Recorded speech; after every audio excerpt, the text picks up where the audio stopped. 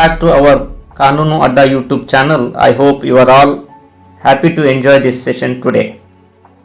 ಈ ಸಂಚಿಕೆಯ ಆರಂಭಕ್ಕೂ ಮುನ್ನ ಯಾರೆಲ್ಲ ಹೊಸಬರಿದ್ದು ನಮ್ಮ ಚಾನಲನ್ನು ಸಬ್ಸ್ಕ್ರೈಬ್ ಮಾಡಿಲ್ಲ ಅಂದರೆ ತಪ್ಪದೆ ದಯವಿಟ್ಟು ಸಬ್ಸ್ಕ್ರೈಬ್ ಮಾಡಿ ಪಕ್ಕದಲ್ಲಿರುವ ಬೆಲ್ ಐಕಾನನ್ನು ಒತ್ತಿ ಪ್ರೋತ್ಸಾಹಿಸಿ. ಬನ್ನಿ ಸ್ನೇಹಿತರೆ, ಹಾಗಾದರೆ ಇವತ್ತಿನ ಈ ಸಂಚಿಕೆಯನ್ನು ಆರಂಭಿಸೋಣ.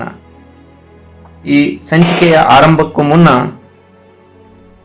ಇವತ್ತಿನ ಈ ಮಾಹಿತಿಯು ಹಿಂದೂ ವಿವಾಹ ಕಾಯ್ದೆಯ ಕುರಿತಾಗಿದ್ದು, ಇತ್ತೀಚೆಗೆ ಭಾರತದ ಮಾನ್ಯ ಸರ್ವೋಚ್ಚ ನ್ಯಾಯಾಲಯವು ಹಿಂದೂ ವಿವಾಹದ ಕುರಿತು ವಿಶೇಷ ತೀರ್ಪೊಂದನ್ನು ಬಹಿರಂಗಪಡಿಸಿದ್ದು, ಈ ತೀರ್ಪಿನಲ್ಲಿ ಅಗತ್ಯ ಸಮಾರಂಭಗಳನ್ನು ನಡೆಸದೇ ಪೂರ್ಣಗೊಂಡಿರುವ ಮದುವೆಯು ಹಿಂದೂ ವಿವಾಹ ಕಾನೂನಿನ ಅಡಿಯಲ್ಲಿ ಮಾನ್ಯ ವಿವಾಹವಲ್ಲ ಎಂದು ನ್ಯಾಯಮೂರ್ತಿಗಳಾದ BV ನಾಗರತ್ನ ಮತ್ತು ಅಗಸ್ಟಿಸ್ ಜಾರ್ಜ್ ಮಶೀಹ್ರವರನ್ನು ಒಳಗೊಂಡ ಪೀಠವು ಈ ತೀರ್ಪನ್ನು ಹೊರಡಿಸಿದೆ. ಸ್ನೇಹಿತರೆ, ಹಿಂದೂ ವಿವಾಹವು ಹಾಡು ಮತ್ತು ಕುಣಿತ ಅಥವಾ ವಾಣಿಜ್ಯ ವಹಿವಾಟಿನ ಕಾರ್ಯಕ್ರಮವಲ್ಲ ಎಂದು ಸುಪ್ರೀಂ ಕೋರ್ಟ್ ಗಮನಿಸಿದೆ ಮತ್ತು ಹಿಂದೂ ವಿವಾಹ ಕಾಯ್ದೆಯು ಅಡಿಯಲ್ಲಿ ಮಾನ್ಯ ಸಮಾರಂಭದ ಅನುಪಸ್ಥಿತಿಯಲ್ಲಿ ಅದನ್ನು ಗುರುತಿಸಿಕೊಳ್ಳುವುದಿಲ್ಲ ಎಂದು ಹೇಳಿತು.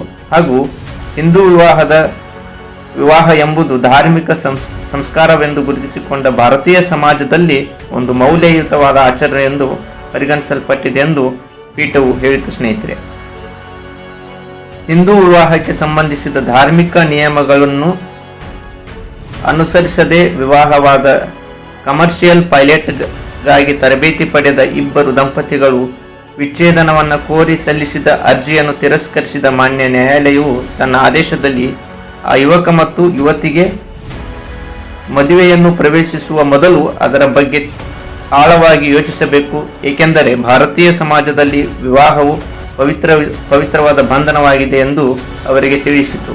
ಹಾಗೂ ಮದುವೆಯು ಹಾಡು ಮತ್ತು ನೃತ್ಯ ಹಾಗೂ ಊಟಕ್ಕೆ ಅಥವಾ ಅನಗತ್ಯ ಒತ್ತಡದಿಂದ ವರದಕ್ಷಿಣೆ ಮತ್ತು ಉಡುಗೊರೆಗಳನ್ನು ಬೇಡಿಕೆಯಿಂದ ಮತ್ತು ವಿನಿಮಯ ಮಾಡಿಕೊಳ್ಳುವ ಸಂದರ್ಭದಲ್ಲಿ ಭಾರತೀಯ ಸಮಾಜದ ಮೂಲ ಘಟಕವಾಗಿರುವ ಭವಿಷ್ಯದಲ್ಲಿ ವಿಕಸನಗೊಳ್ಳುತ್ತಿರುವ ಕುಟುಂಬಕ್ಕೆ ಗಂಡ ಮತ್ತು ಹೆಂಡತಿಯ ಸ್ಥಾನಮಾನವನ್ನು ಪಡೆಯುವ ಪುರುಷ ಮತ್ತು ಮಹಿಳೆಯ ನಡುವಿನ ಸಂಬಂಧವನ್ನು ಸ್ಥಾಪಿಸಲು ಆಚರಿಸಿಕೊಳ್ಳಲಾಗುವ ಗಂಭೀರವಾದ ಅಡಿಪಾಯದ ಕಾರ್ಯಕ್ರಮವಾಗಿದೆ ಎಂದು ಆ ಯುವಕ ಮತ್ತು ಯುವತಿಗೆ ಮಾನ್ಯ ನ್ಯಾಯಾಲಯವು ಹೇಳಿತು. ಸ್ನೇಹಿತರೆ, ಅನಂತರ ಹಿಂದೂ ವಿವಾಹದ ಕಾಯ್ದೆಯ ನಿಬಂಧನೆಗಳ ಅಡಿಯಲ್ಲಿ ಮಾನ್ಯವಾದ ವಿವಾಹ ಸಮಾರಂಭದ ಅನುಪಸ್ಥಿತಿಯಲ್ಲಿ ಸಪ್ತಪದಿ, ನಮಗೂ ನಿಮಗೂ ತಿಳಿದಿರುವ ಹಾಗೆ ಸಪ್ತಪದಿ ಎಂದರೆ ಪವಿತ್ರ ಅಗ್ನಿಯ ಮೊದಲ ವರ ಮತ್ತು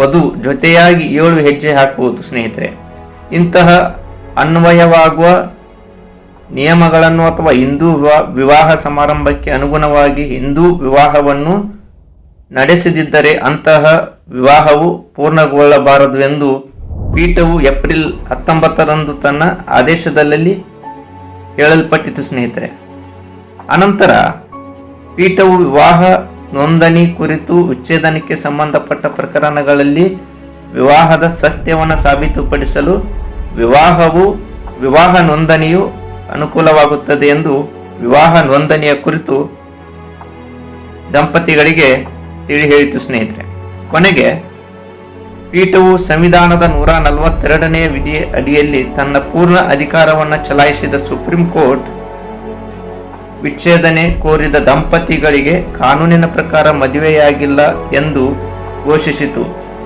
ಹಾಗೂ ಹಿಂದೂ ವಿವಾಹ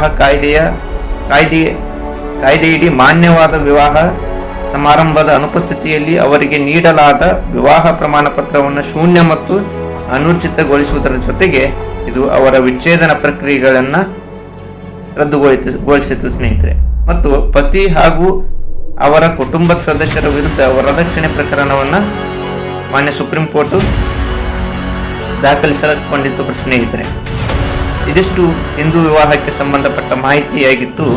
ನಮಗೆಲ್ಲರಿಗೂ ಈ ಮಾಹಿತಿಯು ಇಷ್ಟವಾಗಿದೆ ಎಂದು ತಿಳಿದು ಮತ್ತೆ ಮುಂದಿನ ಸಂಚಿಕೆಯಲ್ಲಿ ಮತ್ತೊಂದು ಕಾನೂನಿಗೆ ಸಂಬಂಧಪಟ್ಟ ವಿಶೇಷ ಮಾಹಿತಿಯೊಂದಿಗೆ ಸಿಗುತ್ತೇನೆ.